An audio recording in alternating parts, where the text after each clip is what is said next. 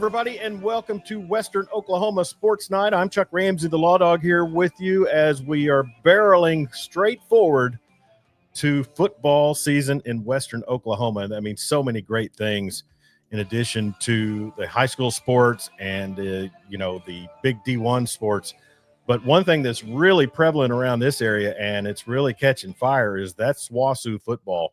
And let me tell you something, this season, I think there's a lot of anticipation and great expectations for a program under second-year coach Andrew Rice. And we have the fortunate privilege to have Coach Rice here with me today. Coach, how are you doing? Doing awesome. Thank you for having me on. Well, yeah, and I got to say, as I turn 55 at the end of this month, the coaches in the collegiate level just seem to keep getting younger. I mean, you seem like you could. I bet you're not much older than my sons, but I tell you, just looking at your resume, Coach, you've packed a lot of experience into your coaching career, and we'll talk more about that. But I know you're really excited to get this season of SWOSU football underway. Yeah, absolutely. Like I said, we've had a great fall camp. We still, there's a lot of work that's got to be done these next couple of weeks with school starting, everything like that. But we're really excited, and I think that a large part of that is the work that our guys have put in up to this point that has created that expectation, created that excitement. So, that's awesome for them to put us in that position. Well, and you're entering year 2 on the hilltop, as they call it, and Southwestern Oklahoma State University, as of late, doesn't have a lot of success to boast. But I'm telling you, when you beat that team up north 50-0 in your season finale, that's going to get people around the Western Oklahoma area fired up. Yeah, and it was just a culmination, that first year of, when you look at all the young guys, kind of turning the roster over and everything like that, it was a culmination of them putting in a lot of work. And, now the big challenge since that point is putting that in the past and start looking for what are we going to do to build off of it. And so, it's exciting times. It's exciting times for us. Definitely.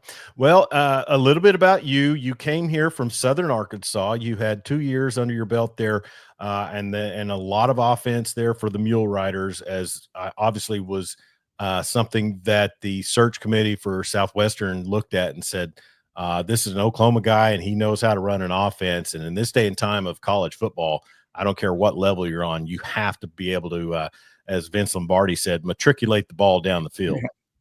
Yeah, absolutely. I mean, my whole career, I think I've been very fortunate to work for, some really good head coaches and work with really great kids. And Southern Arkansas was unbelievable in that realm. It took leaving the state to come back to get a head job, but that experience there. Had a ton of buy-in from our guys. Like I said, coach really great kids, with quarterbacks, LB Jones, and then Judd, was the offensive player of the year in the conference this past year. But, the biggest thing was working for Coach Smiley there. I credit that, to being in a position to be a head call plays like that part, it was what it was. But just the mentorship and putting me in a position to now, go be a head coach, go take over a program. I'm forever indebted to him, for putting me in this position and allowing me to do things to prepare to be in this position. Yeah, and you mentioned Coach Smiley at Southern Arkansas University, and then it kind of froze up for a split second. But obviously, a lot of success the Mule Riders had while you were there. And then also looking at your your resume, what is it you think that helped you stand out as far as like aspiring to get a head coaching job? What is it about the work you've put in that you think kind of pushed you to that level? Well, I think the experiences I've had throughout my career, as far as, when I was in college at NSU, we were 1-10 my freshman year, and then ended up, having a Lone Star North championship. I worked at Bixby before Bixby was what it was, what it has become, and or what, being there with Coach Montgomery as the foundation for that program was laid. And then, the time at Sand Springs and Bartlesville, where both of them were, really average programs that we had a lot of success with in building that. And then, my first stint as a head coach at 27 years old in Miami, what we took over was a roster of 26 players, a weight room that had 5 weight racks in it in a year. Got the roster up over 50 kids and raised money to build a new weight room. You go to NEO for 2.5 years. Junior college is a constant every semester. It's a rebuild. We, was at UCO for a year and a half. And then we go to Southern Arkansas. Before Coach Smiley and us got there, they had won 3 games. And, we go 5-6, let some slip through the cracks. But then, boom, the next year we win 10 games, win a bowl game. It's the first time that's been done in 71 years at Southern Arkansas. And so experiences leading up to that point, I think really prepared me for what this job was. And I think being able to draw on those experiences throughout the interview process and show people and again, without going to work for Coach Smiley, I wouldn't have been as ready as I needed to be. And so just drawing on all those experiences, I think is what has allowed me to ultimately, end up with the job. Being at Northeastern Oklahoma A&M, NEO, as I remember it being called, growing up at Northeastern Oklahoma, a JUCO coach is probably going to come into the 4-year program with a little bit of patience and a little bit of skill to deal with what we're dealing with now in portal era and smaller schools kind of being feeders to the bigger schools. Would that be a fair assessment? Yeah, I think that what college football has turned into right now, unless you're a Power 4 school, you're a junior college. And that's not just us. That's FCS school. That's Group of 5 schools. I mean, and so when you look at the experience even that our staff has, Coach Felt was on Jake Spavital's staff at Texas State. That was right when the portal opened up, and those guys streamlined. Like, they were the first ones to really dip into how do you navigate and recruit it. Coach Lucas has been around forever and had a ton of experience. And so I think that, yeah, absolutely, coaching junior college football, it gives you different perspective on, how to recruit, how to build quick rosters, how to put stuff together, how to manufacture camaraderie very quickly because, people have choices now, and it's right, wrong, whatever. We can sit around and complain about it, or we could say, this is who's on our roster. Here's how we're going to make it the best experience for them. Here's how we're going to develop them. And, whatever happens from that point happens. Again, the experience in junior college, it was paramount with that because, we're about to go play, in 2018, Coach Allen gets the head job. We've got 2 D tackles that we go through spring ball with. Our O-line coach wants to throw out inside zone because we can't block these 2 guys. And then boom, they're at Arkansas State, North Texas after the spring. And you've got to just keep that thing rocking and rolling. And so, the time spent at junior college, I think, has prepared our staff with what we face in 4-year college football today. Well, and also, I mean, there's the analogy of the energy of youth, and I'm not trying to just beat a dead horse about you're a younger guy. Will there be fewer coaches, particularly on the assistant coaching level, that stick around for this type of process and things and the constant? Because the reason I ask is I talked to a guy last year who said there were guys at Division I schools that were saying they never get a day off. They never get time to be off because of the constant scouring of the portal and different things like that. Is it something that we're going to see more and more younger coaches kind of taking the helm in some big spots? Yeah, and I don't know. I mean, that's kind of on a case by case basis on how you spend your time. And I think that there's a way to do it. And again, working for Coach Smiley, knowing that you can still be a great dad, be a great husband, and be a great football coach. And he's really, and you look at, across the board with stuff like that. And so I don't know. I feel like that's a case by case on how they handle their business, how efficient they are, what they're spending their time doing, because at some point, something I've learned is at some point you do have to go and, okay, I'm just going to take time. I'm going to go play a round of golf and I'm going to, Unless you're I Hugh don't Freeze. know. You don't want if you're at Auburn or you're Hugh Freeze, you don't. No, I'm kidding. Well, and even at that level, I've got a lot of good friends that are coached at that level at Oregon, at Kent State, at North Texas. That it just how you prioritize your time, and then what what hills are you going to die on? And then Sure. some people that leads to burnout. And I think that that's a common thing in coaching is that burnout, but how do you get through it? You Yeah. know, because I can tell you this, like, I'm not built to go wake up every day and go sit in an office and do accounting work. Like Yeah. nobody wants that. No, So, no. um, And heavy is the head that wears the crown sometimes. I mean, yeah. that's what I experience here at Lawdog Sport. No, I'm kidding. But you were passing game coordinator at UCO, and that would be in the MIAA. Now you've got a lot of experience in the GAC. Talk about the differentiation in the two conferences, and they're both basically in the same region. It Yeah. seems like, Harding's got a title, UCO's contended for a title. Uh, what are some of the regional advantages and also disadvantages that between the MIAA and the GAC that as a coach you kind of deal with? Yeah, I think that one, they're both highly competitive conferences. Football is football at the end of the day. And I think regionally, what's great, especially for a guy like me, is being able to recruit Oklahoma and Texas. We've got some guys from Arkansas and all that. And I think that when you look at this region, especially for us, where our big blueprint is primarily Oklahoma and Texas, there's a lot of really good football players that come out of Oklahoma and Texas, and that part's nice. Um, it was awesome for me. It was kind of an unreal experience. When we were at Southern Arkansas, our bowl game was against Missouri Western. It was the number one defense in the MIAA versus the number one offense in the GAC, and so that matchup was fun and exciting. But I think both conferences are highly competitive.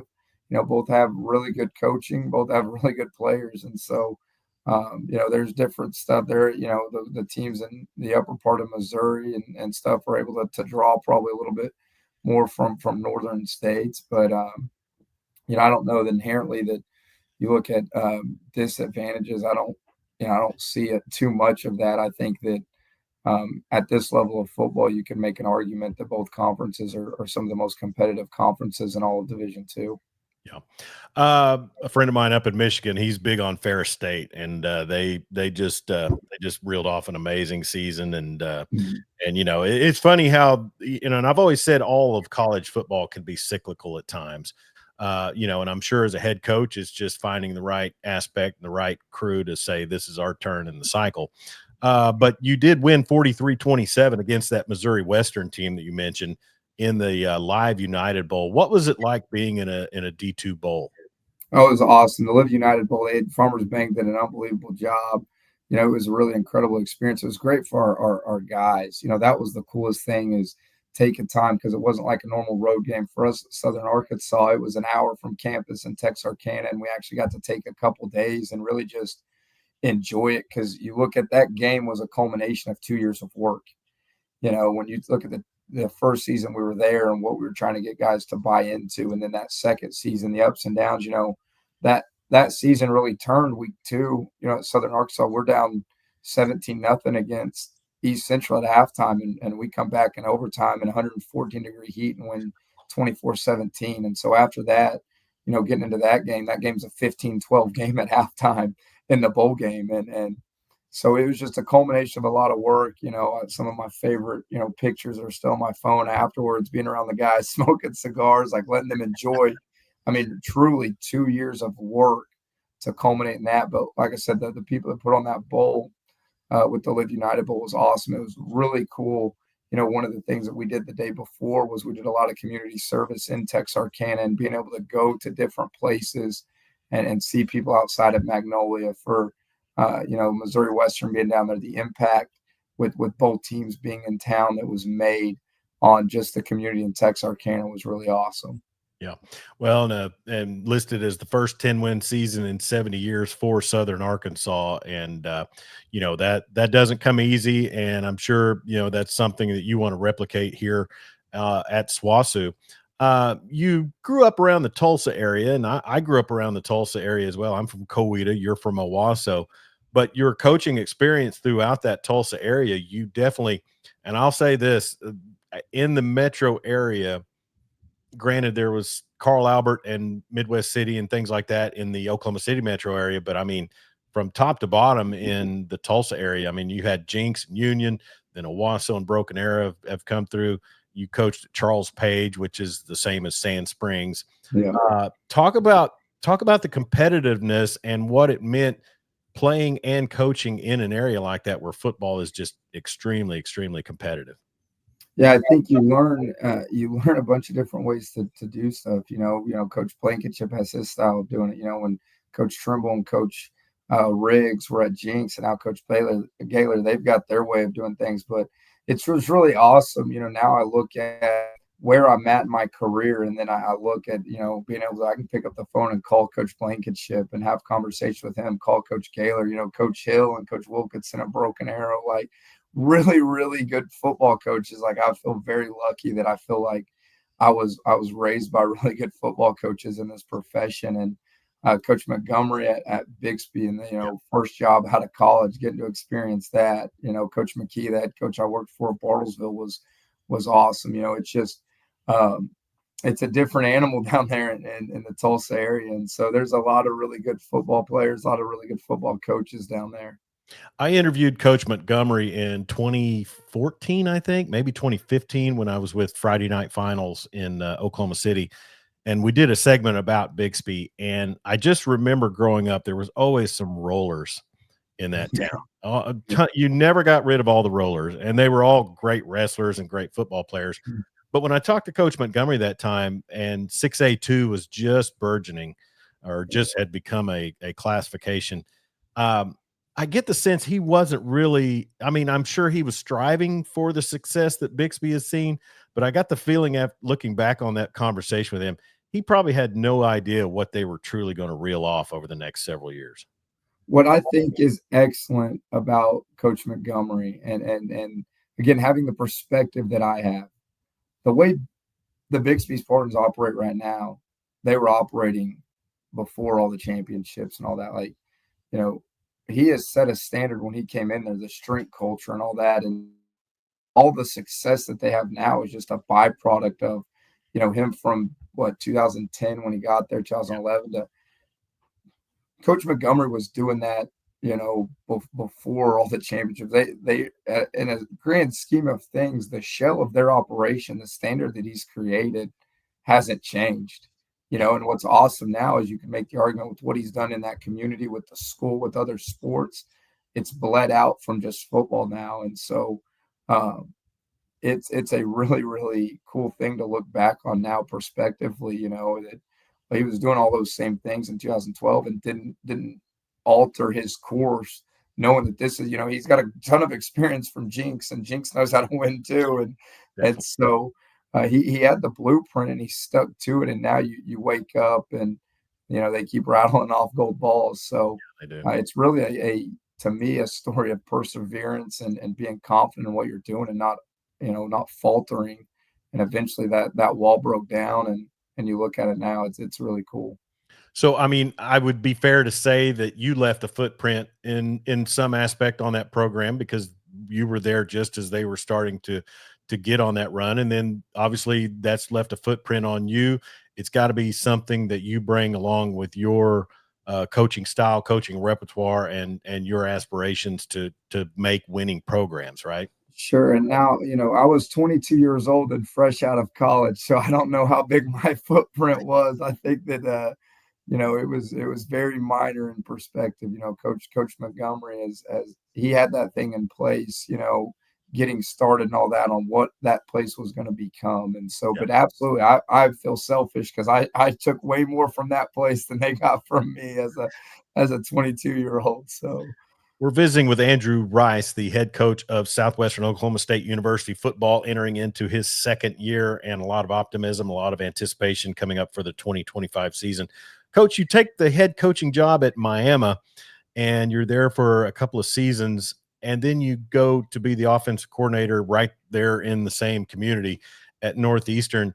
I would imagine, and this is just guessing, an Oklahoma high school head coach, class 4A versus a junior college.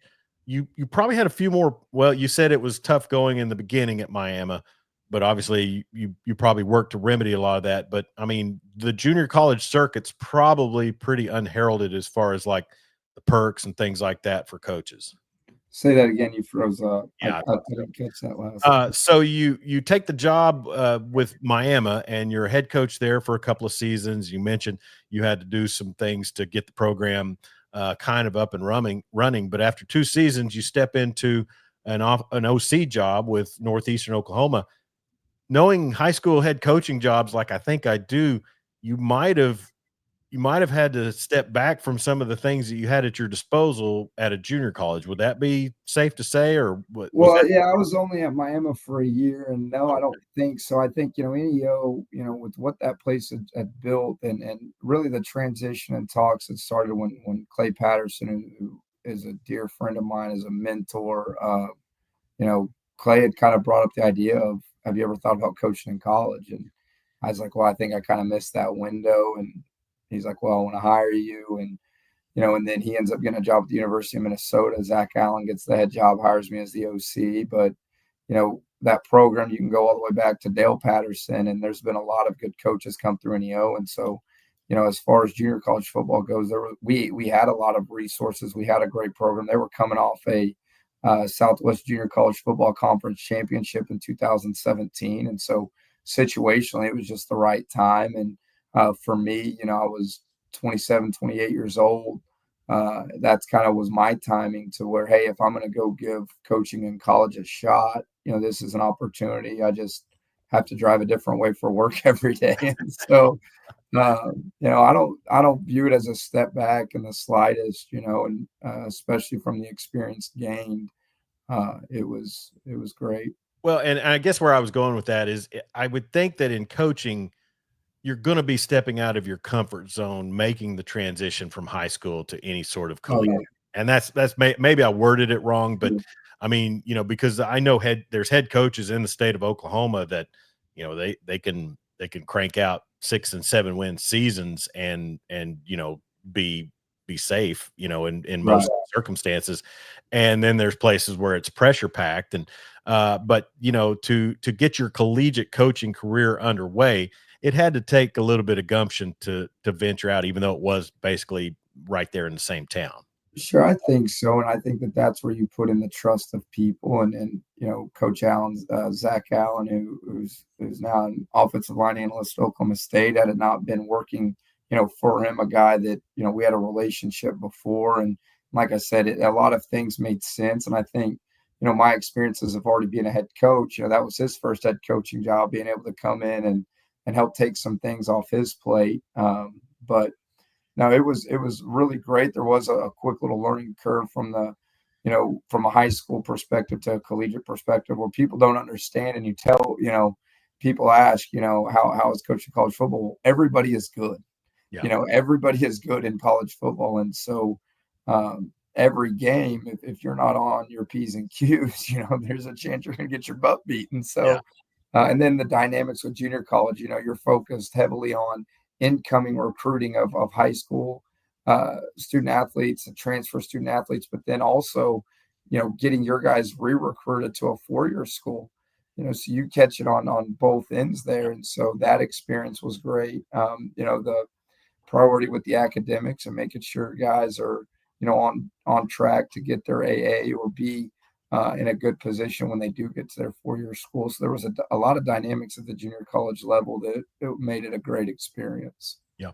Well, and we've kind of done This Is Your Life with all of your previous coaching stops, but obviously in 2023, you make your way to Weatherford and you take the head coaching job for Southwestern Oklahoma State. And, like I said, a lot of optimism after what people saw last season, even by the record, even beyond the record standing. I think the way people saw your teams play and be in a few of the games that you just kind of let slip away, there's reason for optimism with this Bulldog squad. Yeah, I think so. And it's a credit to me of a lot of things. First of all, one of the things that drew me here that's been great is the support, because everybody wants to win, and everybody wants to win. Well, do you want to support? Do you want to do what it takes to support a winner? And so from the support in that with alumni, with friends of the program that allow us to take care of our guys, the administration on campus with Dr. Lovell, with Todd Helton, the athletic director, there's a lot of key things that were in place. And then now just getting guys, here, getting student athletes here that buy into what we're trying to do. I think we have an unbelievable coaching staff. I really do. It's unique, the amount of knowledge, the amount of experience, and then the genuine relationship building that our staff's able to do. And we've got a lot of guys that on the roster, we're sitting at, I think, 12 guys still on the roster before we got here. So out of 116, only 12 are left. We've had to come in and completely rebuild this thing. And these guys operate like they've been playing together for 3-4 years. And at this point, they've been together a year and a half. Some of them, just got here this spring or this summer. And I think that is what's so cool, is to be able to look them in the eyes and them know that you guys have created this. Yeah. Because our record last year, if you look at it just on paper, and again, I appreciate what you said, because you watch our guys play, we want people to say that this looks different. But when you just look at it on paper, it looks some type of way, but then everybody has this excitement looking at it. It's like, guys, you're the reason why. There is this excitement and energy, and it's letting them feed off of it, and then just keeping the main thing, and knowing that at some point we've got to put pen to paper on the deal. Preseason ranking by the GAC coaches of number 8, is that rat poison or is it jet fuel? I mean, I don't really care. I don't know that there's who won the Big 12 last year? It was Arizona State, picked last. Yeah. Okay. So I do not. My question was, I know, it's a bump up from the season past, obviously. It's kind of that, and I kind of relate it to the Texas Tech situation right now. They've gone from the hunter to the hunted.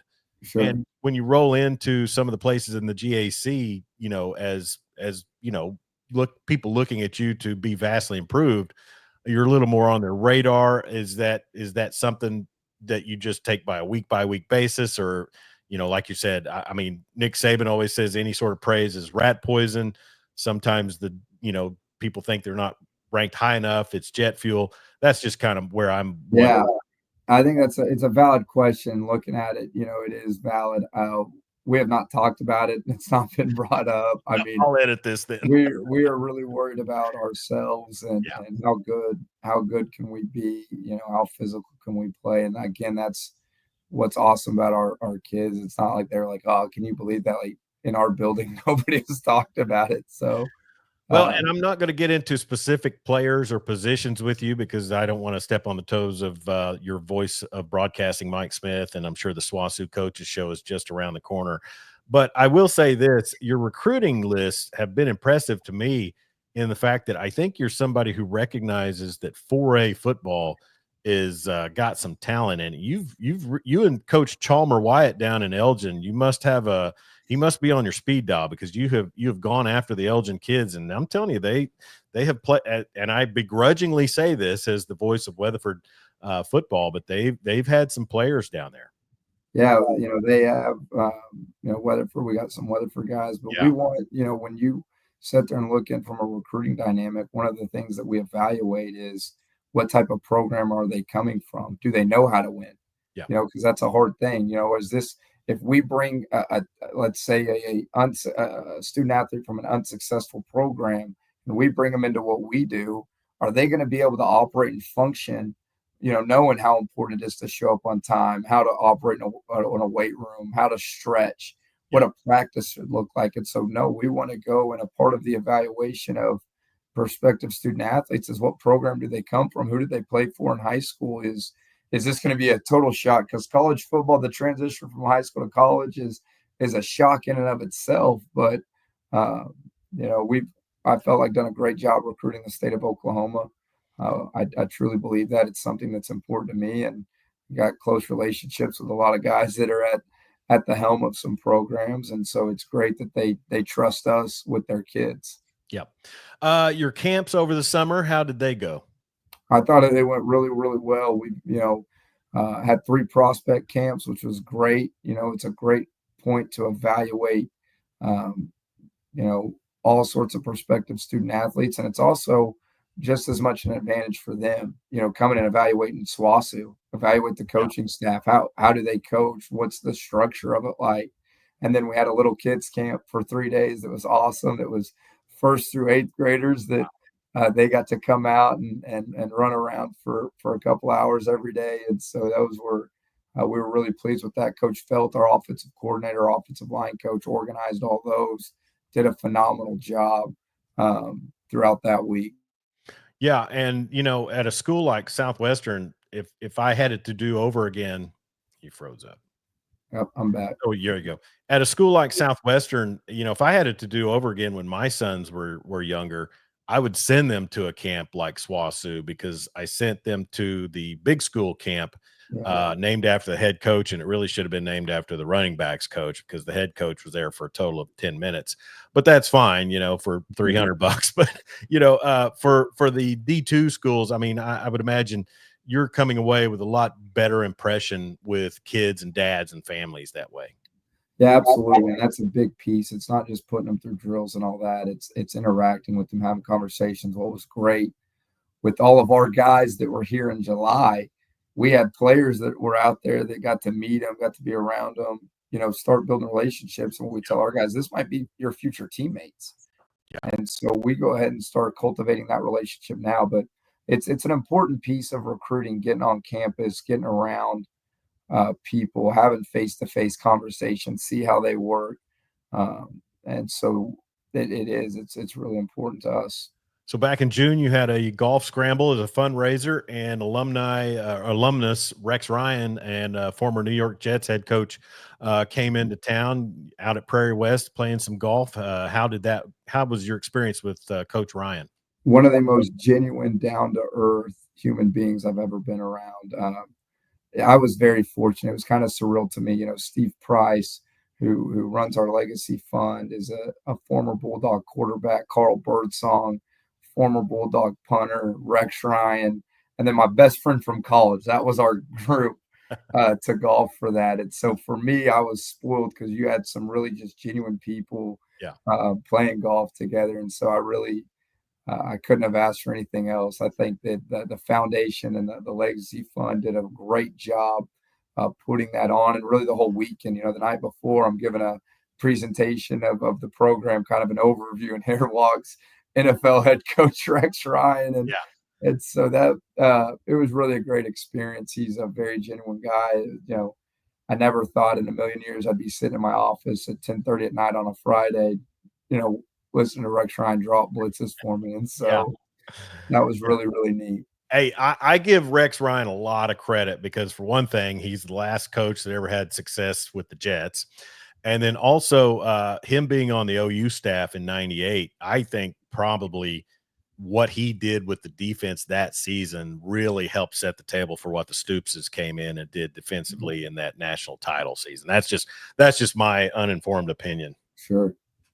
But anyways, Coach, to address something we've talked about, kids searching out schools and things like that, I saw a video that you shared on Twitter, and you're on Twitter at Coach Rice _4, and we share your content. But Hayden Carroll, young man from the state of Kansas, tell me about the experience of him and his dad just coming in and looking for a school to play.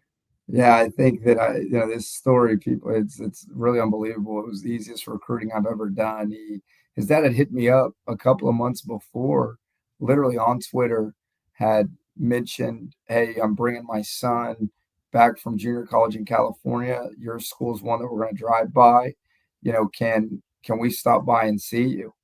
And, okay, sure, yeah, no problems. And a couple months go by, and then boom, they're here on campus, and ended up spending the afternoon together, just showing them around, talking, and then getting to hear his story, surviving his experience with cancer, with being a junior college, all of that, what he's trying to accomplish, who he's about. And I think it was just one of those really genuine connections. And, a couple weeks later, he calls me and, "Hey, I want to come play for SWOSU," and has been here ever since, has been crushing it, doing a great job. But a really, really unique story of overcoming adversity with his battle with cancer, and not even just that, it's the cancer thing is huge, but even from a football aspect, adversity that he's overcome. And those are the young men that we want in our program. And just like I said, in that interview, I know how hard I can coach Hayden Carroll because this isn't the hardest thing that Hayden Carroll has gone through.